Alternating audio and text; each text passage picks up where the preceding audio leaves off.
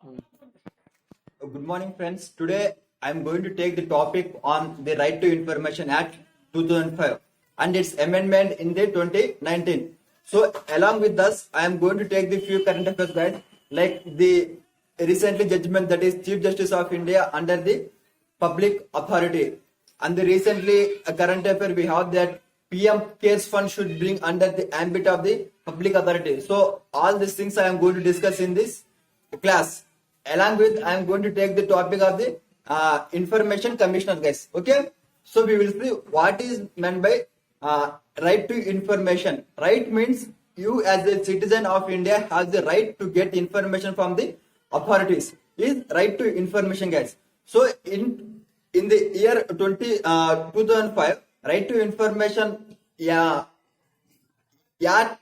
been become under the parliament, guys. Okay, so this act replaced the Freedom of Information Act 2002. So what does the Right to Information Act do? Under the Right to Information Act 2005, public authorities are required to provide information to their citizens, guys. Okay, so regarding their regarding the functioning and the structure, guys. So this includes the organizational functions and structures of the a public office, and the financial information and the information related to the duties of the officers and the employees. So all these things will be informed by the public authorities to the citizens, guys.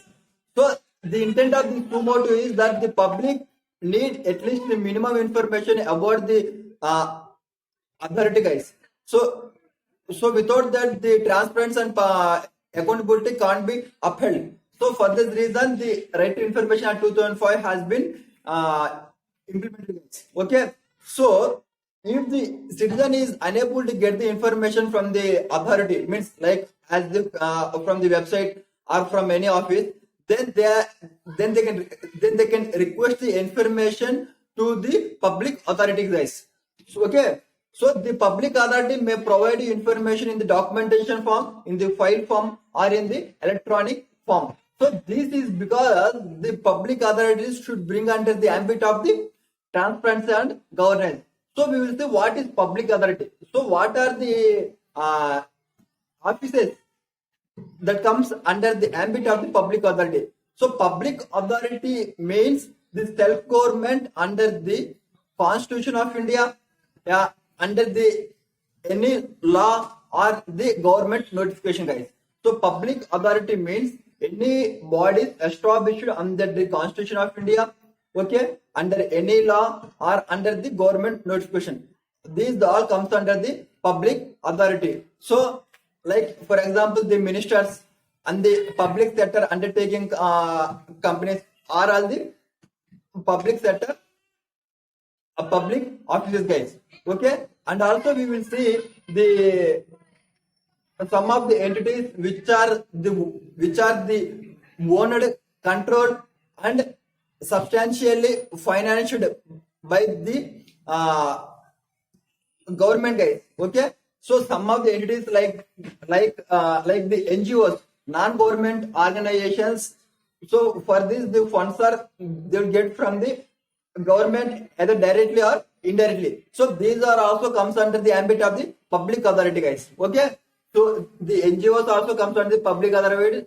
Public authorities or the any office that is owned, controlled, or substantially funded by the government of India is also comes under the public authority. So now we will see how these are enforced. So the public the enforcement of the public authority has the three-tier strategy, guys. So three-tier strategy means, so first of all, the citizens can request for the information from the public authority, guys. So the officers are the employees in the public authority shall be designated as the PIO, that is public information IO, public information officer, guys. So a public information officer and the assistant public information officer, guys.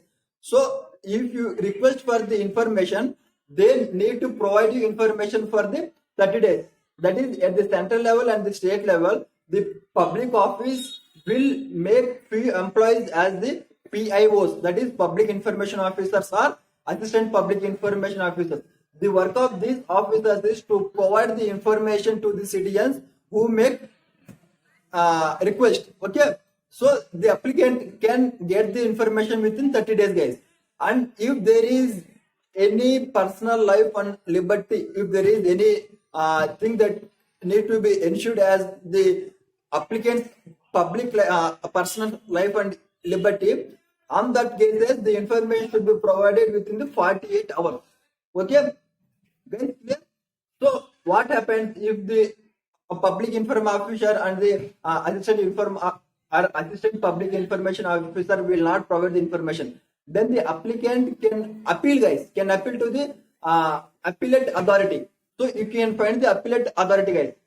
If you are not satisfied or if they didn't provide information for you, guys, okay, then you can go for appellate authority. So if you are not satisfied with the appellate authority also, then you can move to the CIC or SIC, Chief Information Commissioner or State Information Commissioner, guys. So that is the three-tier process. That is a public information officer or assistant public information officer.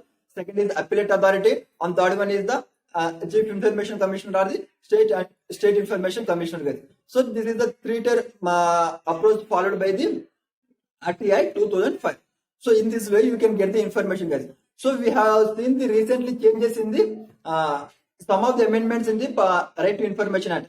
So if you see the Right to Information Act 2005 and 2019, that is, it has been amendment in the 2019, guys. So in 2005, the provisions for means, guys, they changed 3 provisions like section 13, section 16 and section 27. So section 13 deals with the Central Information Commissioner and the Information Commissioners, and section 16 deals with the State Information Commissioners and Information Commissioners, and section 27 deals with the reduction in the salaries, guys. So those things we will see here. So the provision, so the terms of the office of the Chief Information Commissioner and the Information Commissioner at the state and the central level is for a period of 5 years or 65 years of age, whichever is earlier. So these mentioned in the Right to Information Act 2005, guys. But in the amendment 2018, it says that the tenure of those will be determined by the central government. Okay, guys, clear? The first point, that is the change that we did in the Right to Information Act 2005 is first point. So the term of the office of the Information Commissioner and the Chief Information Commissioner at the state level and the central level in the 2005, right, in the 5 is 5 years or 65 years of age, whichever is earlier. But these provisions has been made like this, that from now onwards, that is in 2019 amendment, these provisions will be decided by the central government. That is, the term of the office will be decided by the central government. And second one, guys, and the second provision is the salary of the Chief Information Commissioner is equal to the Chief Election Commissioner, guys. Whereas this and the Election Commissioner is equal to the Information Commissioners. Okay, that is in the Act, guys. Okay, the Act actually provides the salary of the Chief Information Commissioner is equal to Chief Election Commissioner, and the Information Commissioner is equal to the Election Commissioner at the central level. Whereas at the state level, the Chief Information Commissioner is equal to the Election Commissioner at the state level, and the Information Commissioner is equal to the Chief Secretary of the state. Okay, guys. Okay, this is the salary that was made in the RTI 2005. But now the provision of 2019 is the salaries will be determined by the central government, guys. Okay, so the central government removed this provision and made that now from now onward the salaries will be made by the central government, guys. Okay, this is the one of the change. And third one is so guys, right now, during appointment of the CIC and IC, that is Chief Information Commissioner and the Information Commissioner, if they are getting any pension from the previous government services, that pension should be deducted from the present salary, guys. So whatever the pension they are getting, for example, the present salary of the information commissioner or chief information commissioner is 1 lakh rupees. If they're getting the pension of about 30,000 from the previous government service, so those 30,000 will be deducted. But right now this provision has been removed by the 2019 amendment, guys. So these are the 3 amendments that did in the RTI Act 2005. So guys, this is clear. Now we will see the current affairs, guys. So recently the Supreme Court upheld, that is confirmed the judgment of the Delhi High Court on November 2019, saying that the Chief Justice of India comes under the purview of the RTI. Guys, very very important. The UPSC asks questions from this topic only. Okay. Now the Chief Justice of India comes under the purview of the RTI, guys. Okay. This is upheld from the Delhi High Court judgment, guys. So Delhi High Court previously said that CGI should come under the RTI. Okay, guys, clear. And the second issue is, now we are saying the PM case fund should also bring under the ambit of the RTI, but PMO office is rejecting that PM case fund should not come under the RTI, guys. So for this, they have made the independent auditor, guys, independent auditor who will take care of the financial transactions of the PM case fund and all those things. Okay, so this is about the RTI 2005 and its amendment 2019, guys. And guys, now I want to give brief information about the Chief Information Commissioner and the Information Commissioner. So Chief Information Commissioner and Information Commissioner, we have this office after the Right to Information Act 2005. So its jurisdiction to all the central government offices, guys.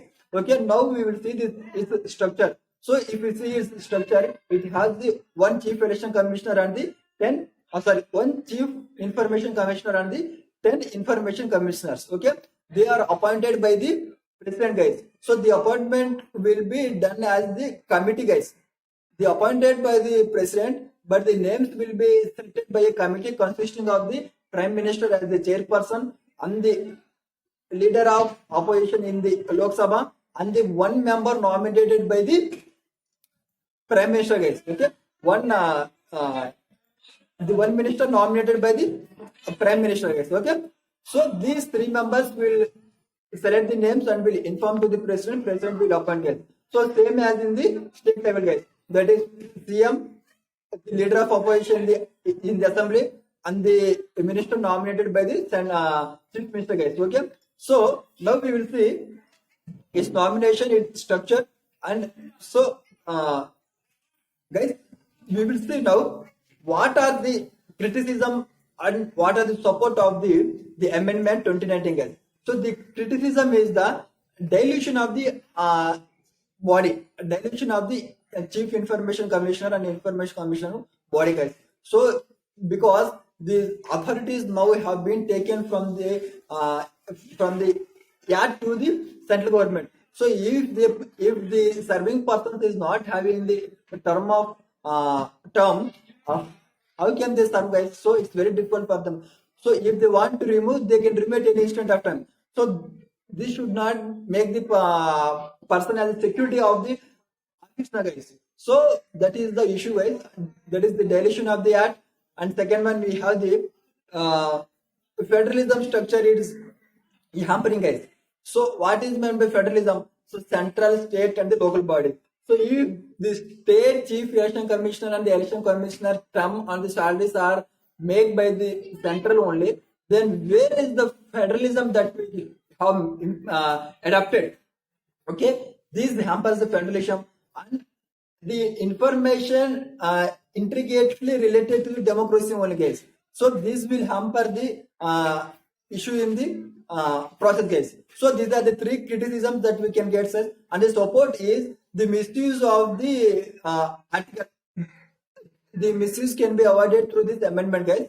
And the second one is the Chief Election Commissioner and the Chief Information Commissioner, guys. So Chief Election Commissioner is the constitutional authority, constitutional body. So whereas Chief Information Commission is not the constitutional body. So with this, they have clearly mentioned in the parliament, guys. Okay, and the supportive points also, the amendment is required for the effective functioning of the government. So these are the these are the criticisms and the supports of the article, guys. So with this, I complete the topic, guys. So I think please try to go through this topic 2 to 3 times, guys. It's very important for the UPSC prelims and the mains also, guys. Thank you for having this day.